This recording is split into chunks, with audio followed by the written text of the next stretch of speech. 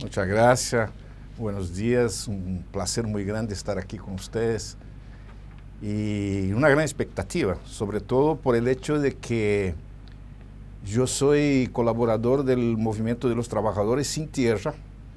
Y este movimiento, que en Brasil es muy importante, tiene un cariño especial por las madres y por las acciones que realizan las madres en Argentina. Y en ese sentido, entonces, la expectativa es muy grande.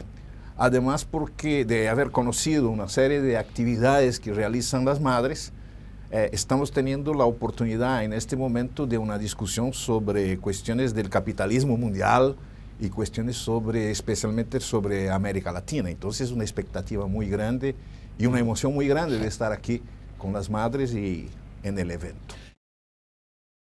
Yo diría que desde el punto de vista de la política económica no hay retroceso.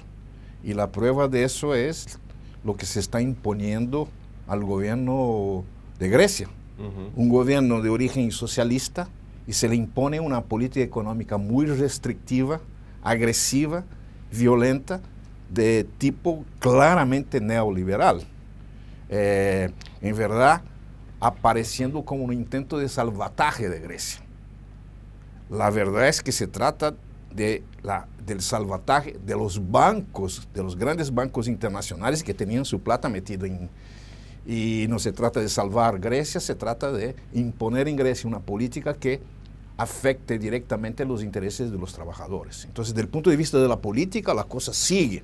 Ahora, es verdad, yo creo, que desde el punto de vista, digamos, de la ideología, de la dimensión de la difusión ideológica de la perspectiva neoliberal, en particular en América Latina, hay un retroceso.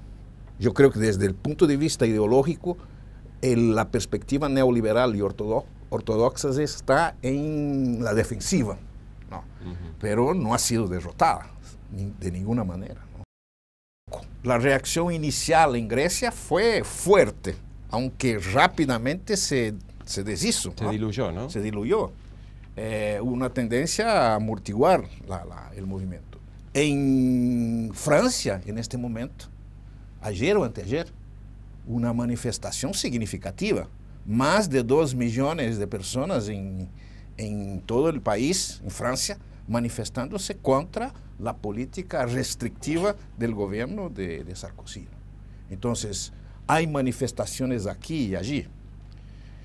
Un poco tal vez desarticuladas y sin capacidad de continuidad. Y yo no sé, pero yo diría que eso se podría explicar por el hecho de que hemos vivido un periodo de defensiva total de las posiciones de izquierda y sobre todo de las posiciones más avanzadas y revolucionarias.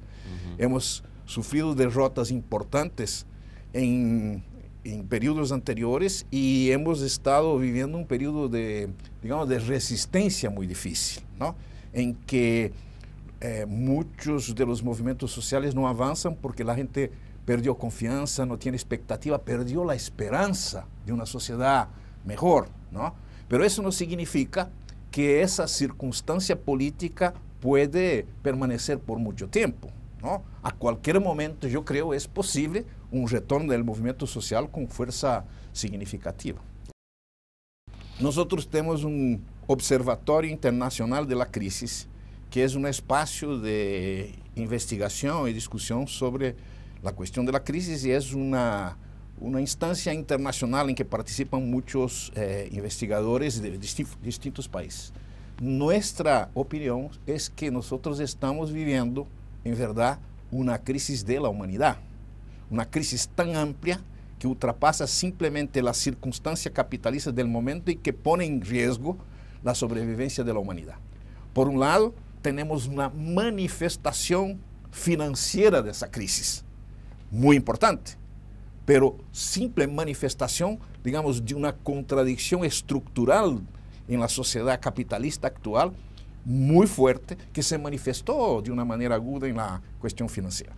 Y además, la crisis financiera tuvo repercusiones importantes, en la medida en que la crisis financiera en Estados Unidos redujo la capacidad de la clase media norteamericana de consumir, produjo repercusiones en la economía real significativas.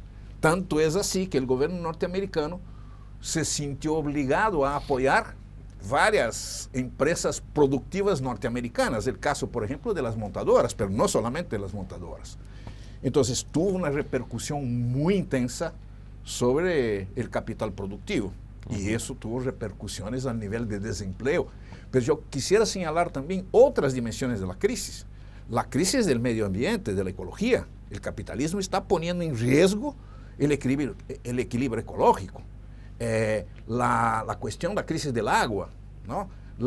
El momento en que las perspectivas del petróleo para las próximas décadas es una perspectiva crítica. Es decir, es posible que en pocos años tengamos que cambiar el paradigma de la energía petróleo para el mundo, para la humanidad. Entonces, estamos frente a una crisis global de la humanidad y no simplemente una crisis financiera.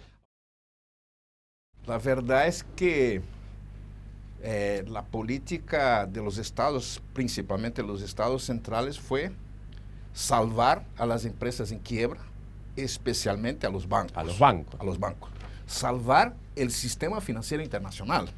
Entonces, la política neoliberal es Estado que no intervenga en los intereses de los trabajadores y de los explotados, pero sí que intervenga a favor de los bancos o del gran capital especulativo internacional. Cuando no les interesa cuando no interesa a ese capital la intervención, nada de Estado en la economía. Pero viene la crisis, sí el Estado en la economía para salvarnos, dice el capital especulativo. Entonces, la idea de que el neoliberalismo tiene como base el pensamiento de que el Estado no debe intervenir nunca es falsa.